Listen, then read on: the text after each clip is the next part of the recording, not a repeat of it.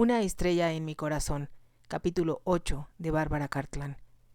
Nos gustaban las mismas cosas. Ambos éramos buenos montando, pescando y cazando. Yo pensaba que era un buen tirador, pero resultaba un novato comparado con Imri. Supongo que en nuestra amistad habría algo de culto al héroe, por parte mía, pero es que Imri hacía la mayor parte de las cosas mejor que yo. Pasábamos juntos vacaciones deliciosas, y a medida que conocía mejor a Imri, más respeto sentía por él.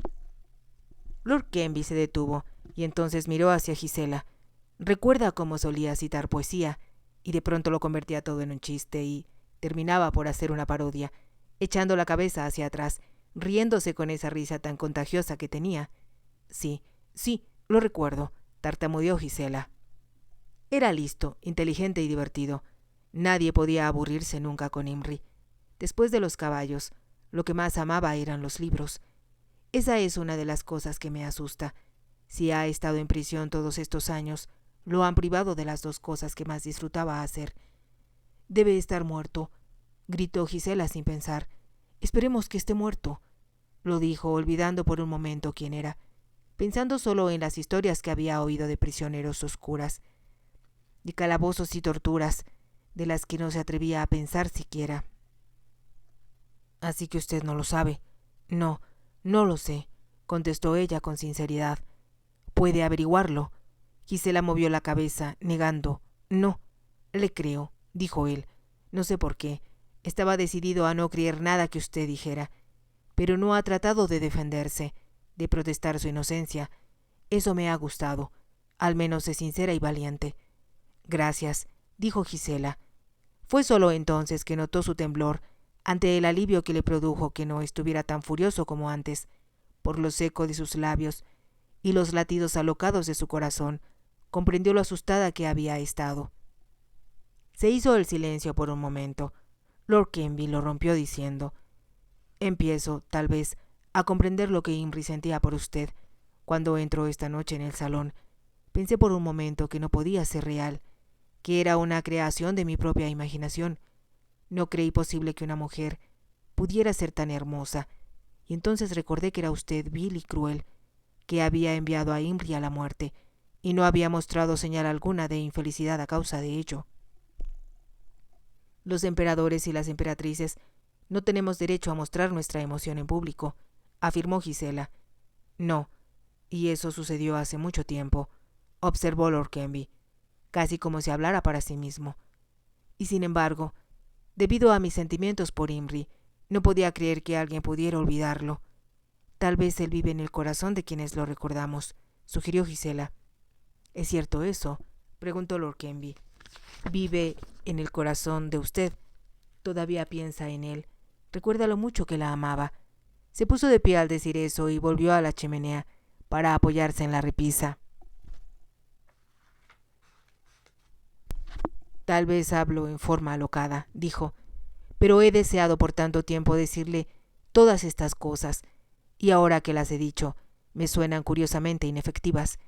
He deseado castigarla, hacerla llorar, convencerme de que sufría, como yo he sufrido por Imri. Y ahora, de algún modo, mi ira ha desaparecido. ¿Qué me ha hecho? Es usted una bruja que puede cambiar las intenciones de un hombre, con solo sentarse ahí y mirarlo con esos ojos azul profundo que tiene». «Siento mucho que sea usted desventurado. ¿Cree usted que necesito su compasión?», preguntó él con brusquedad, y entonces volvió a suavizarse de pronto. «Eso no es cierto», declaró. «Quiero convencerme de que usted comprende, de que recuerde el pasado, de que Imri no está muerto sino vivo para usted». Se detuvo y miró a Gisela, quien de pronto encontró su voz. «Usted dice que Imri y usted eran grandes amigos», murmuró, «y, sin embargo, no creo que usted lo haya comprendido tanto como piensa. Si uno siente amor, verdadero amor por alguien, quiere protegerlo y mantenerlo a salvo de todo. Trata de evitarle todo sufrimiento y toda desdicha». Imri se habría sentido así respecto a cualquier persona que él amara. Y si esa persona no correspondía a su amor, él habría comprendido, solo porque la amaba. Usted no puede obligar a la gente a tener los sentimientos que usted considera. «Sí, es cierto», asintió Lord Kenby, «pero ¿quién le dijo tales cosas? ¿Quién se las enseñó? ¿Fue Imry u otro hombre? Había de nuevo desprecio en su voz, y Gisela se irguió, muy rígida. Se puso de pie. Ya he oído lo que tenía que decirme, milord, y ahora me voy a la cama. Si usted prefiere no verme más, me marcharé tan pronto como la condesa esté lo bastante bien para viajar. Si prefiere que permanezca el tiempo mencionado de su invitación, le suplico no hablar más de esto. Comprendo y simpatizo con su sufrimiento, pero le aseguro que nada que pueda decir o hacer en este momento puede cambiar el pasado o producir la menor alteración de lo que ha ocurrido. Por favor, créame cuando le digo eso, porque es la verdad. Lord Kenby se quedó de pie, contemplándola. Le creo, contestó. No esperaba hacerlo. Pensé que usted era incapaz de decir la verdad, y, sin embargo, le creo. Eso es todo lo que tengo que decir. Tal vez pueda usted hacerme conocer su decisión en la mañana, para saber si debo irme o quedarme. Extendió la mano al decir eso. Por un momento, él la retuvo en la suya, y después se la llevó a los labios. Gisela hubiera querido volverse, pero él la tenía cautiva. Empiezo a comprender muchas cosas que me resultaban inexplicables, dijo él. Ella no comprendió lo que quería decir. En cuanto le soltó la mano, se volvió y se dirigió hacia la puerta, con rapidez. Buenas noches, milord, dijo con firmeza. Él abrió la puerta para ella, y se encontraron en el amplio vestíbulo. Él no habló y Gisela, invadida de pronto por una extraña turbación, no pudo mirarlo. Llegaron hasta la escalera. Ella comprendió, sin tener que volver el rostro, que él la estaba observando subir la escalera con lentitud, con los suaves volantes de su vestido arrastrando tras ella por la espesa alfombra. Tenía la mano apoyada en la barandilla y comprendió que necesitaba el apoyo que ésta le ofrecía. Sentía las piernas débiles por las emociones experimentadas. Al mismo tiempo, la invadía una profunda satisfacción de saber que había salido airosa de una prueba difícil. Nunca había imaginado que nada pudiera ser tan aterrador como lo que acababa de pasar. Sin embargo, gracias a que había conservado la calma, no había fallado a la emperatriz. Llegó a lo alto de la escalera y entonces, en un gesto muy femenino, se dejó dominar por la curiosidad. Sintió que tenía que mirar hacia atrás, que tenía que ver si él seguía ahí. Estaba de pie donde lo había dejado, con la cabeza levantada hacia ella. La luz del candelabro le daba de lleno en el rostro. Había una expresión en él que ella no había visto antes, y cuyo significado no alcanzaba a comprender. Gisela despertó al oír que la doncella descorría las pesadas cortinas que cubrían las ventanas. El sol de la primavera entró a raudales en la habitación, formando diseños dorados sobre la alfombra. Por un momento se preguntó dónde estaba. Entonces, con un leve estremecimiento de emoción, recordó. Estaba en el castillo Haughey, como invitada de Lord Kenby, representando el papel de la emperatriz de Austria.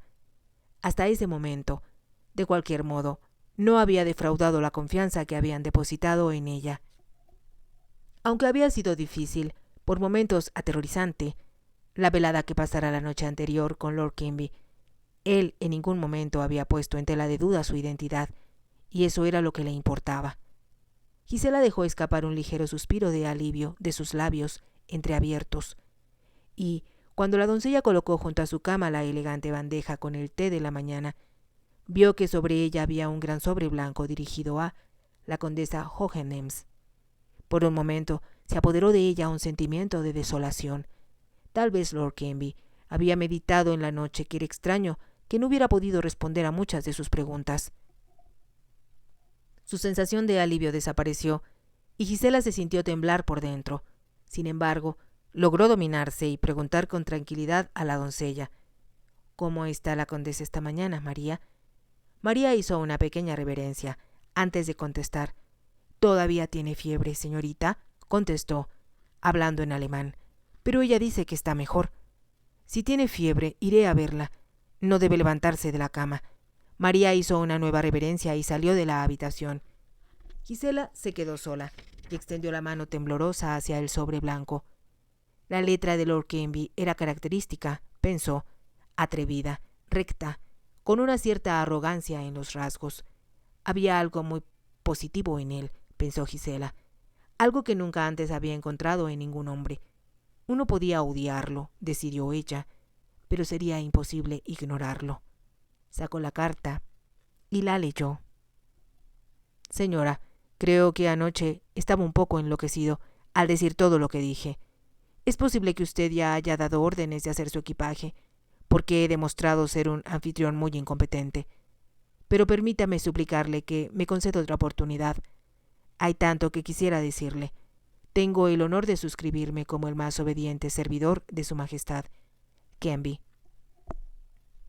Gisela leyó 2 veces la carta antes que todo el significado de ella penetrara en su mente. Entonces se apoyó contra las almohadas, llena de satisfacción. Sentía como si hubiera sostenido una batalla desesperada y, sin esperarlo, hubiera salido completa y absolutamente victoriosa de ella. Ahora comprendía que había actuado mejor de lo supuesto, pero era el pensar en la emperatriz lo que la había sostenido, lo que la había hecho hacer en forma instintiva lo digno y correcto. Gisela sintió una repentina urgencia de levantarse y vestirse. Quería ver a Lord Canby y comprobar su cambio de actitud. En lugar de tener miedo, se sentía presa de excitación. Esto era vivir, como nunca antes había vivido y, tal vez, no volvería a vivir nunca. No debía perderse un momento. Debía saborear cada segundo. Bebió el té en la delicada taza de porcelana y entonces llamó con la campanilla y saltó de la cama. María y Fanny acudieron de inmediato. «Usted es tan mala como la emperatriz», dijo Fanny en alemán, con la familiaridad de una servidora de confianza. «No nos da tiempo siquiera de desayunar. Es muy temprano todavía». «Estoy segura de que Su Majestad ya estaría levantada si estuviera aquí. Estaría haciendo sus ejercicios», reconoció Fanny. «Pero usted no los necesita. Mira, María, qué hermosa figura tiene la señorita. Ah, la esbelta gracia de la juventud. Caramba, qué pronto se va». Gisela se ruborizó. Nunca había pensado antes en su figura. Con los horribles vestidos que usaba en su casa, era difícil darse cuenta siquiera de que las tenía. Pero cuando estuvo vestida en un exquisito traje de mañana, en seda verde esmeralda, vio que su cintura era tan pequeña como la de la emperatriz, y que sus senos se curvaban exquisitamente dentro del talle ajustado. Fanny le colocó un sombrerito adornado con plumas verdes sobre el cabello, que le había peinado con gran habilidad. «¿Está usted ya lista, señorita?», dijo Fanny, retirándose un poco para admirar su obra. «Es usted igual a Su Majestad, como era ella hace 15 años. La emperatriz es ahora más hermosa que entonces», protestó María. A Gisela le gustó su lealtad. «La emperatriz jamás podría ser más hermosa de lo que está ahora», dijo con decisión, y María le dirigió una sonrisa de gratitud. «El desayuno está ya listo en la salita», le informó Fanny. «¿Tengo que desayunar sola?», preguntó Gisela, desilusionada. Fanny asintió. «Su Majestad siempre desayuna sola, porque le gusta comer de manera muy frugal. Fruta, leche y, muy ocasionalmente, un huevo. Es todo lo que toma por la mañana». «Eso sería suficiente para mí también», sonrió Gisela. Se encontró, sin embargo, con una gran variedad de platillos, aunque estaba demasiado emocionada para comer mucho, por lo que terminó 10 minutos después. Fue a visitar a la condesa Festetix, y al ver que ardía en fiebre, insistió en que se quedara en cama, y sugirió que le prepararan un té de menta para reducirle la fiebre. Una vez hecho esto, bajó la escalera. El vestíbulo estaba vacío cuando llegó a él, pero mientras titubeaba, sin saber hacia dónde ir, la puerta de la biblioteca se abrió y apareció Lord Canby. Estaba vestido con un traje de montar, tenía un fuete en la mano, y los 2 spaniels saltaban a su alrededor, con visible alegría. No se cuidó en disimular la sorpresa que le causaba verla ahí, y en esa fracción de segundo pudo comprobar ella lo bien que le quedaba su ropa de montar. Los pantalones ajustados revelaban sus largas piernas, sus botas relucían de limpias, y una chaqueta verde de corte elegantísimo destacaba los cuadrados de sus hombros. Entonces algo en sus ojos la turbó. Hubiera querido huir, pero recordó que se suponía que era la emperatriz, así que levantó la barbilla y sostuvo la mirada de él. «¿Se levantó usted temprano, señora? Es un día tan hermoso que decidí salir un poco al sol». Me gustaría mostrarle los jardines y las caballerizas, sugirió él. ¿Quiere esperar un momento mientras ordeno un carruaje? ¿No podríamos caminar? Él pareció un poco sorprendido de la sugerencia, pero la aceptó sin vacilación. Sostuvo abierta la puerta que daba al pórtico de entrada y, con la cabeza muy en alto, Gisela salió por ella y empezó a bajar la escalinata de piedra, seguida por él. Un momento contuvo el aliento ante la belleza de la escena que se extendía ante sus ojos. La luz del sol había convertido el agua en plata líquida. Había cisnes, blancos y negros, deslizándose con majestuosidad por la superficie tranquila, espejante. En silueta contra el cielo una parvada de patos volaba como flecha sobre el horizonte. Más allá del lago, el parque descendía con suavidad. Bajo sus frondosos árboles se divisaba una manada de ciervos. Los machos permanecían inmóviles, como si percibieran el peligro, mientras las hembras y sus crías pastaban tranquilas a su alrededor. «¡Qué vista tan preciosa!», exclamó Gisela. «Me siento honrado de su opinión, señora», agradeció Lord Canby. Llegaron a los jardines, que Gisela imaginó debían ser hermosísimos en el verano, cuando debían ser un calidoscopio de colores. Había fuentes de piedra traídas de Italia, y las estatuas estaban colocadas donde la belleza de su escultura fuera más destacada. Después visitaron la hortaliza y de ahí pasaron a los invernaderos. Estos estaban llenos de claveles rojos, rosados, púrpura, amarillos y blancos. Había también tulipanes, azáleas, jacintos, nardos y plantas extrañas y exóticas, con flores que Gisela jamás había visto. Al fin, llegaron al invernadero de las orquídeas. Aquí las flores eran tan bellas cual piedras preciosas, y Gisela quedó fascinada, contemplándolas, sin poder expresar en palabras lo maravillada que se sentía. «Quiero mostrarle esto», dijo Lord Canby, conduciéndola frente a una planta de largo tallo, cubierto con flores blancas, en forma de estrellas, con alguna ocasional mancha escarlata en los pétalos. «Es exquisita», se admiró Gisela. «Es como usted», afirmó él con voz suave. Gisela levantó la vista sorprendida. «¿Como yo?», preguntó.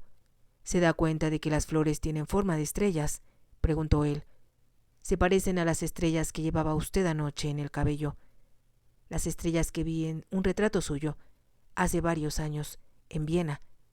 Ella no supo qué decir, y después de un momento él continuó. «Sí, señora, las orquídeas me hacen pensar en usted. Son flores de las que uno nunca puede estar seguro, porque nunca se sabe qué cambio se realizará en ellas de un año a otro». Gisela se sintió tímida e insegura. No sabía qué podía contestar a un comentario así, porque ni siquiera entendía qué quería decir con él.